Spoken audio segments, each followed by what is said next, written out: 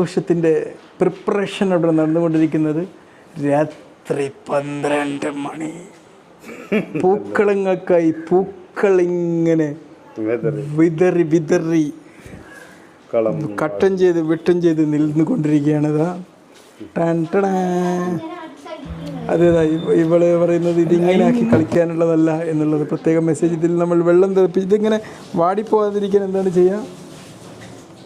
മനുഷ്യന്മാരുടെ ഹൃദയങ്ങളിൽ നിന്ന് ഹൃദയങ്ങളിലേക്ക് ഈ പൂക്കൾ പടർന്ന് വ്യാപിക്കട്ടെ. ഇത് സ്നേഹത്തിൻ്റെ പൂക്കളാണ് അല്ലേ ചന്ദ്രേട്ടാ?